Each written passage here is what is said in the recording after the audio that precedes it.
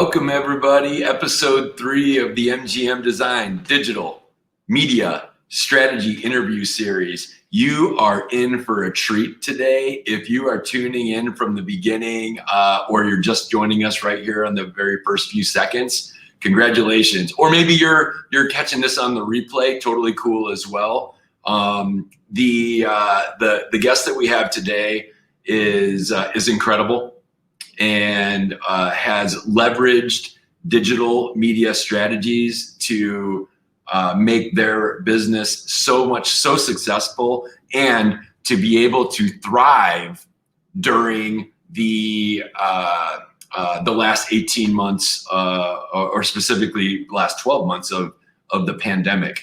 So without further ado, because there are so many gold nuggets, if you are interested in digital strategies for your business, you're going to want to watch this from start to finish. There are so many gold nuggets in the interview questions that I have lined up specifically designed for our guests that you're going to want to be here from right now all the way to the end. You don't want to miss any of this. And so with that in mind, we're going to start immediately, and I'm going to bring Andrea on right now because I want to have plenty of time to get through all of this great information. So without any further ado, I am so happy and proud to have our guest today, Andrea, manager of River City Grill. Woo! Hi, Matt. Thanks for having me. Oh, my pleasure. I'm so glad you were able to take the time. When we scheduled this today, I was like, dang, 11 a.m. on a restaurant lunch hour. I'm like, I don't know if you can do it. But of course, you were so generous to be here. So we're going to go fast today. We're going to cover a lot of topics because you're so knowledgeable and so successful with your business and your digital media strategy that I don't want to miss anything. To begin with, your background. Where did you come from? What brought you to Yuma? And describe your role as manager of River City Grill. Okay, Matt. Well, originally I was born in Lancaster, Ohio, and I joined the Marine Corps after high school. Ohio guy. So I got stationed here in Yuma in the year 2000, and honestly, I had never even heard of Yuma when I got my orders, but I instantly loved this place. I love the community. The people here are so nice, nicer than anywhere I've ever lived. So I love Yuma. When I got out, I moved to San Diego, and when I left, everyone said, "You'll be back." And I didn't believe that at the time, but here I am. So, I'm going to live here for my life. I married a farmer, so, and I manage River City Grill. So, I love my job, and I love the people I work with, and I love our patrons. I'm very blessed to have such a great job. So, what did you do in the Marine Corps? I was a calibrator. I calibrated electronics, and most people that go to school to do that, they stay in that field. It's a really good field, but I'm not the type of person that wants to be sitting at a bench all day. So, so here you are, manager of River City Grill 15 years later. How did that happen to go from a calibrator to a restaurant manager? Well, when I got out, I moved to San Diego. I was young, and I got a really fun job managing a bar right on the beach. And that was fun for years. And then I realized, I need to settle down a little bit. So, yeah, Yuma called me back. So I got a job. I was actually bartending out at the Applebee's in the Foothills when it first opened. And that's when I met one of Nan's servers. And he worked at Chow Bella, and he said, "Hey, this is a great job, a great restaurant. You should work over there instead." So I went and talked to Nan. She hired me. And a few months later, I became her manager. So I've been with her since 2006. And we've all received the benefit ever since. And so if you're not from Yuma, maybe you're watching from out of town, or maybe you're new to Yuma, River City Grill is one of the premier restaurants in Yuma. If you want to make a great impression on a first date, you're going to River City Grill. If you want to take your wife out to a beautiful Valentine's dinner, River City Grill. Special occasions get celebrated at River City Grill. I have had many memorable occasions there as well. So that's kind of the background there. And I think you, Dre, are large reason for all of that. So before we just continue to gush over how amazing we all are, I have some really great questions. Well, speaking of gushing, I literally believe this. I was so eloquent in the way I wrote this question. I'm going to actually read it word for word. And I mean this. I recognize you as an industry innovator on the cutting edge of restaurant survival during the pandemic. Our schools in Yuma closed down on March 15th, 2020. Within 2 weeks, you were offering family platters, curbside pickup, delivery, and more from a fine dining restaurant. How did you come? No one was talking about, no one had heard the curbside and all these things it was not even in our vernacular. Mm-hmm. How did you transition so quickly? And what was that process like? Well, honestly, at first I just wanted to use our time wisely, and I wanted to protect our staff, keep all of our staff working. So I offered them the opportunity to help us with some projects. I thought we could do some deep cleaning and painting and, maintenance work. I made a huge list of things that we would be doing in order to keep everyone working. And little did I know that our takeout would just blow up the way it did. But I just remember waking up one morning after I heard that we'd be shut down and thinking, platters, family platters. We got to do family platters. And we used to actually do those for, some really good friends. If somebody had like a death in the family, or, the nicest thing you can do for somebody when they're going through a hard time is feeding them. So, we wanted to feed the community and kind of be there for people. And so we started these family platters. We offered steak, chicken, salmon, vegetarian. They all fed 4 to 6 people with a salad and bread for $30. So very affordable. My family enjoyed them, and everybody I run into, has something nice to say about them. So, we wanted to do something nice for the community and return I remember when that came out, and I was like, your food is so amazing, right?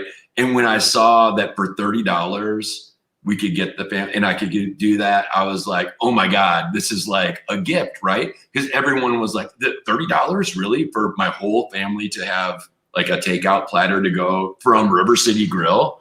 Mm-hmm. And so I put a quote up on the screen. So you gave me some background, and it's full of gold nuggets. So the first one that I put up a moment ago was, I had to protect my staff.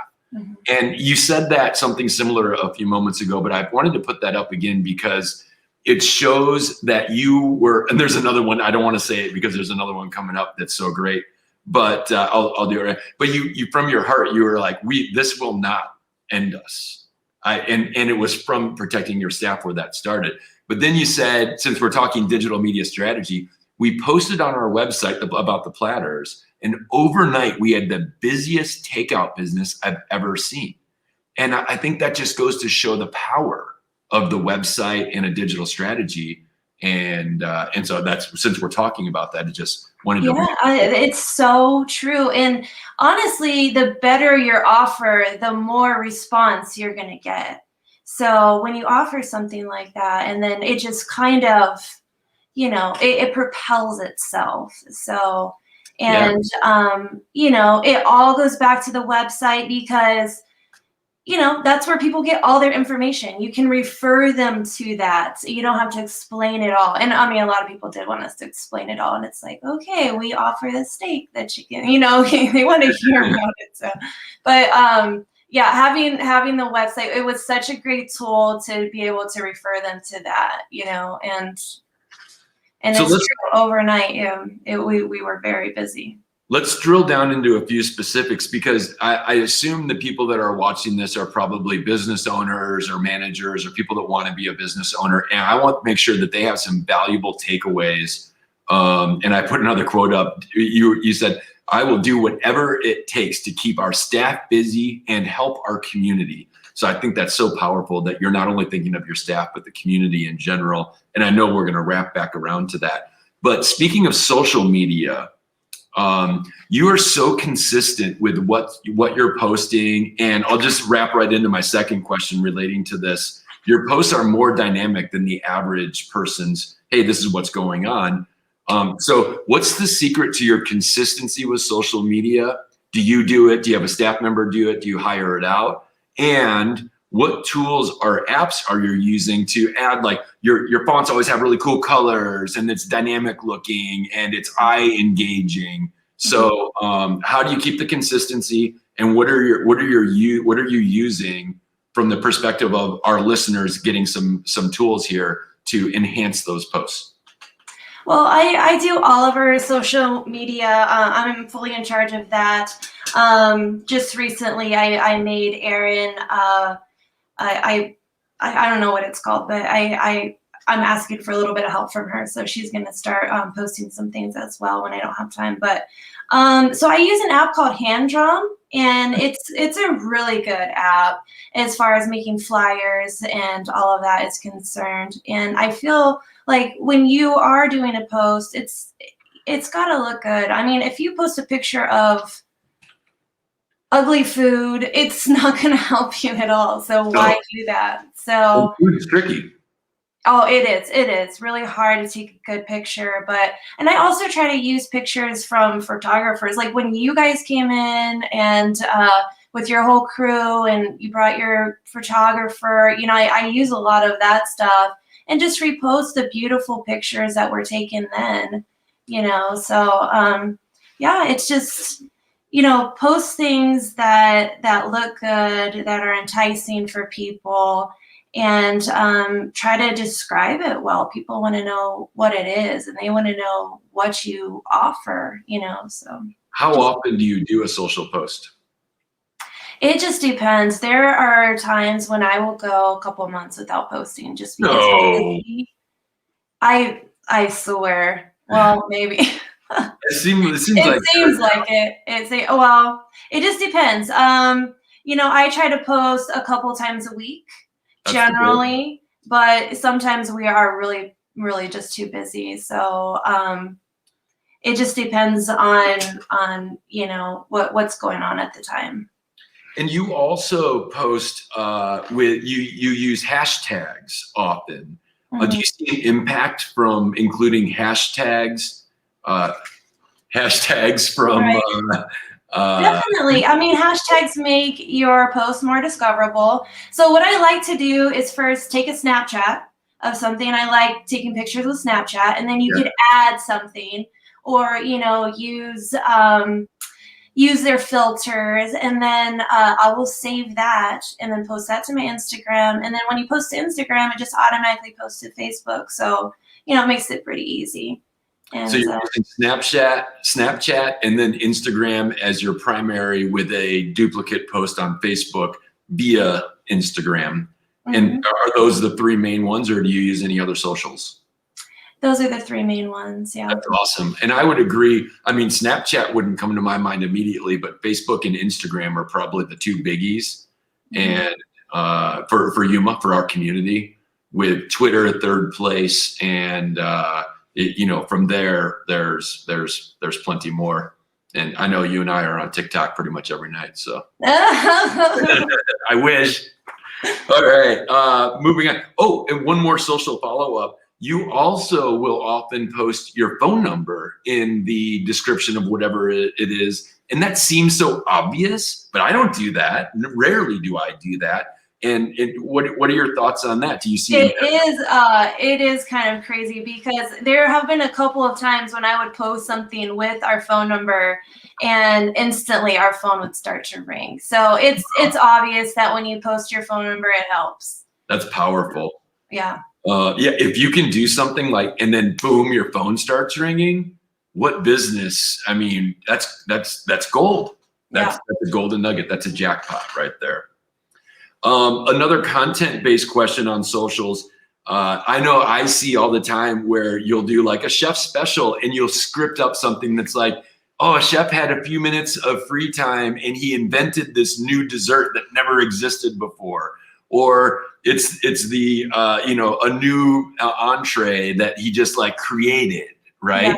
And of course your mouth starts watering because there's a picture that's gorgeous. Yeah, and that's the great thing about Lorenzo. I mean, he is a great chef and he is always doing something. He always has a chef special. I mean, I wish I could post all of them, and then when he does whip up, his desserts are the best. They're not too sweet. They're very, they're awesome. And one night I posted one of his desserts and literally 3 tables that were all sitting near each other all came in because of that post. So it's kind of interesting.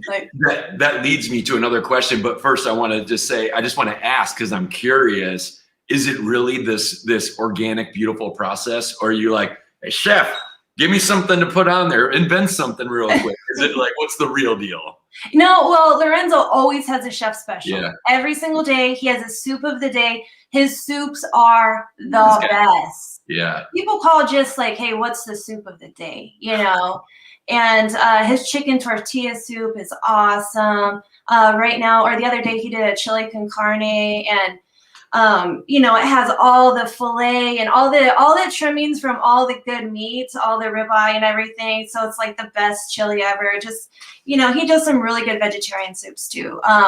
But yeah, he has a soup of the day every single day, and he has a chef special every single day. So, and I think that's to help market your restaurant a bit. That's a really important note, that awesome steaks, awesome, amazing seafood, but you guys also have vegetarian and vegan options, and you've been doing that since before that was even like the thing, right?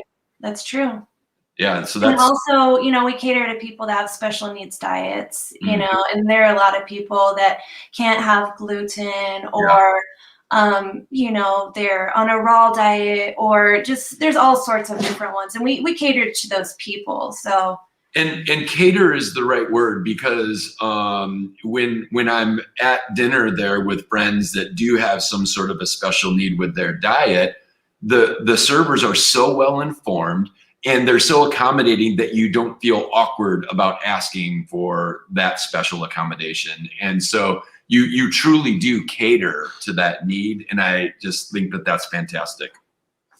So swooping back to your cost, so you're like Chef Lorenzo posted about the dessert, and then like people like literally eating there, like on their phones while they're at the restaurant, are like, oh, with dessert, can we get that? No, they actually came in because of the post. I found out one of the servers said, hey, my guy sitting at 502 came in because of the post for the dessert. And then the server in the next section over was like, oh, my table's there because of the post of the dessert too. And then turns out there was 3 people within the same amount of, within a certain amount of time that were all there because of that post. I was like, okay, well. So as I monitor you're obviously one of my clients, and as I monitor the social posts and all of that, you guys get a ton of reviews, and they're awesome reviews, like because your food's so good. And people also post photos. So I've got 2 questions for you here. I mean, people are posting photos all the time. It's like, here's my food, and then it's up. So one, do you encourage that, or does it just happen organically? People sit down and they're like, oh, I'm going to post a picture of my food.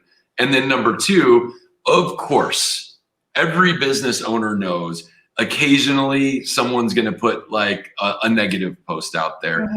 And so how do you handle that? Because that's just a reality for all of us, that sometimes something slips through the cracks, or sometimes people perceive a negative experience when in reality, maybe it wasn't. However it happens, it happens. So 1, is it organic on all of those postings? And 2, what happens on the negative? Well, honestly, I used to spend a lot more time focusing on reviews than I do now. They are important, and I think responding to people's reviews are also important. And I used to encourage people to write reviews a lot, but lately I just kind of let it happen naturally. So yeah. Well, it's working, because I do monitor it, and usually people are just like extremely complimentary, and then they're just like, whoa, I can't, it's like the presentation is so beautiful and well thought out, and like that little extra attention is given by your staff. And so people are like, hey, dang, grab my phone. I need to get a picture of this. That wraps back around to the power of digital media strategies and the importance of having these different pieces in place to be more successful. Okay, this next one is like this is just me bragging a little bit, but I'll wrap a question into it. So years ago, I used some of my secret sauce tips and tricks to secure. So your original website was rivercitygrillYuma.com. Good name. Mm-hmm. Not perfect, but good. And so I was like, I didn't even tell you guys I was doing this because I didn't want to lead to an expectation I couldn't fulfill. But I used all my tools, and I actually, like, through an auction bidding process, got rivercitygrill.com for you all. So there's a lot of rivers and a lot of cities and a lot of grills in this beautiful world that we live in. Right. So River City Grill is sought after, okay? Right. But, not River City Grill Yuma, but River City Grill. Mm-hmm. All right. That was like the biggest score, I thought, for you guys when we got that. And of course, that's your website. It's scrolling on the bottom, rivercitygrill.com. Right. Yeah, and we're so appreciative of that, Matt. I mean, kudos to you. Honestly, having that great domain name is key. I mean, the name of your business as your domain name, you couldn't ask for anything better than that. So cool. I guess that was my question, is talking about the importance of the domain name. And I guess we all know it, and you said it. So moving forward, you might get a little like twitchy or nervous on the next couple of questions, but I think they're great questions because it gets us all thinking about this. What digital marketing strategies do you think you should be doing more of? I think that just letting people know, not everybody knows everything about our business. So, if we could just be a little bit more informative, I think that would be helpful to people to know that our seafood is wild caught and sustainable. And, I think I could be a little bit better about informing people about what we do and what we care about. So that's a beautiful answer. And I didn't know you were going to answer that way. And I agree completely. And I think part of that may evolve from being an expert. You are an expert.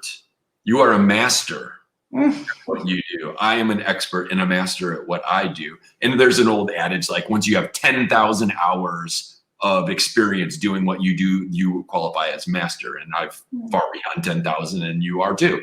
But as such, we're so involved and so aware of our business, we often forget to share those basics because we just assume everybody knows. Mm-hmm. And so I think that's a great thought, and also a great strategy for someone who would, because we all are like, I need to put something on social media today.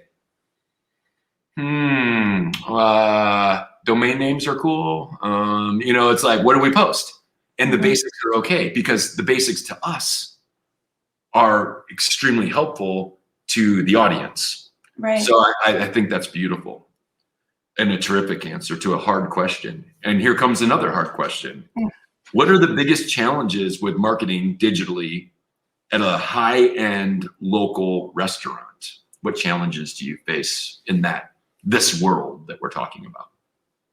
Well, just posting nice pictures that represent our food well is a challenge. Also, I like to put review cards in all of our checkbooks so people can leave a little bit of information and just let us know how we're doing. And, everyone leaves their email address. Not everybody, but a lot of people leave their email address. So I have a bunch of email addresses, and I've often wanted to do an email campaign, and I've just never really gotten around to it. So,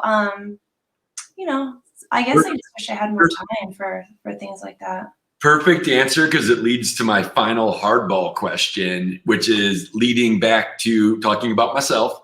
But I am rolling out like super enhanced, super amazing solutions for email broadcasts for businesses, so it's easy, and text message broadcasts, so it's easy. And we all know the power of when your phone goes off and you get a text message, how we can barely contain ourselves to not look at that text message. And when you compare that to email, since we've been talking, I probably have 40 unread messages in my inbox. Right. And that's not counting spam. And that's not counting all my other filtering that I do. So the odds of penetrating the audience via email compared to text messaging, which literally has been proven to fire endorphins in our brain and make us feel good because somebody loves me. They've text messaged me. It literally makes us feel good. We can't psychologically, with neuroscience, ignore it. Leveraging that power to get your message out as a business owner, I think, is huge. And that's why I'm developing these new strategies along those lines. So so you kind of already answered it. Are you doing email broadcasts? Are you doing text message broadcasts? And do you agree with my analysis that that is a important direction for us to be moving with? I agree 100%. Yes, definitely. Cool. Very cool. Okay, down to 2 last questions. Our 15-minute interview is at 26 minutes. So as usual, it's just so it flies by, but there's so much great information that you, as a fantastic business leader in our community, have to share. So I kind of always end with these last 2 questions, and it's always really cool to hear what the answers are. Are you a reader? And if so, have you read a book that has had impact on your life, or a significant, a story or thought that may have come out of that? Or what are you reading, or what have you read lately?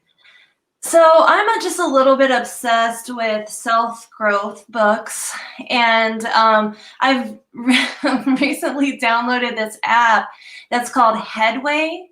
And since I don't have a lot of time for reading, I really like Headway because it takes all the key points from so many different books, like The Checklist, Manifesto, or $1 Million Habits, or, some of these great books.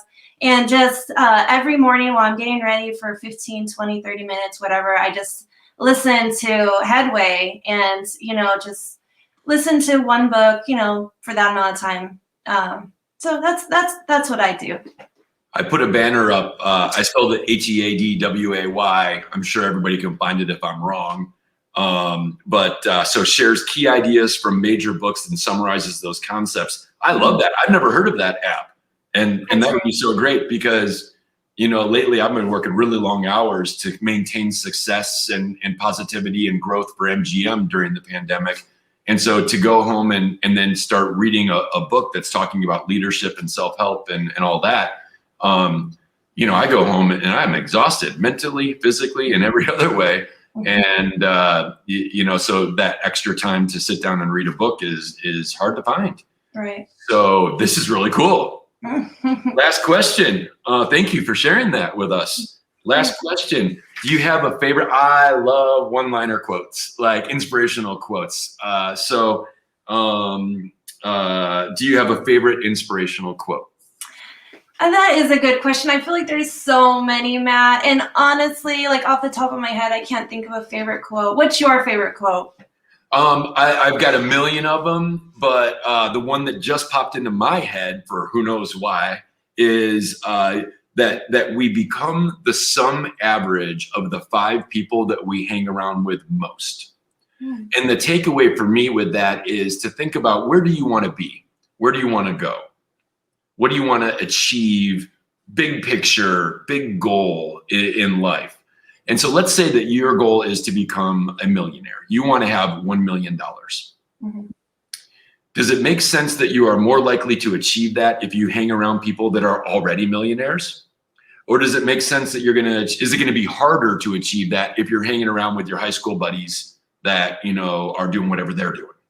Maybe they're millionaires, and that's great. but I've got somebody at my door, so I know we're about to wrap up.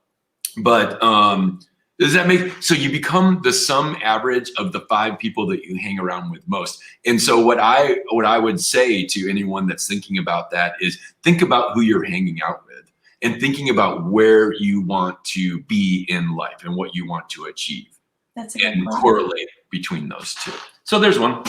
Okay. Thank you for letting me share. Thank you so much for having me. I really appreciate it. And I want to thank our community. And I want to thank you for being a pillar in our community. I think you're great, Matt.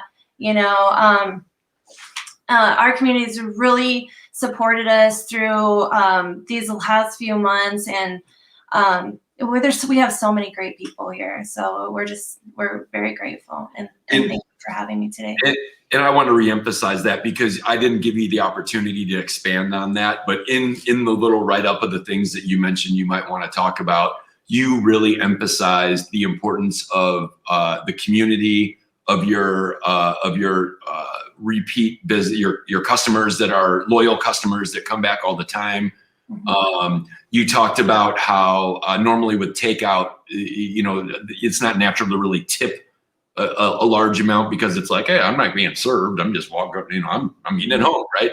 And how your customers did not do that. They were big. It was obvious that they were trying to support our staff, you know, by tipping more than normal, and just all the little things that everybody did during the pandemic to show that they cared to try to support other people was just really amazing, really touching. So. One last story I want to tell, and I have a quote from that, is someone that had never been to Yuma, but wanted to do something nice. I forget if it was for a client or a friend or a family member that lived here. He'd never been to Yuma, but he just wanted to do a nice gift. And he Googled did some search, Yuma restaurants or Yuma gift cards. And he found your website, rivercitygrill.com. And the quote that it's on the screen, he could tell that we were one of the top restaurants in Yuma from what he saw online. Hallelujah.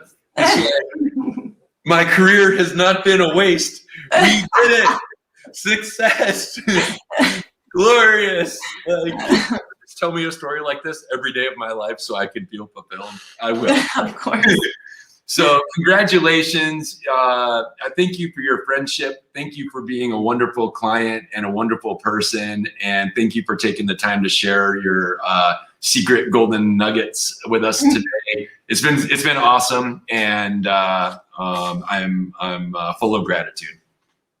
I am as well. Thank you for having me, Matt. Have a great day. All right. Goodbye, everybody. Bye.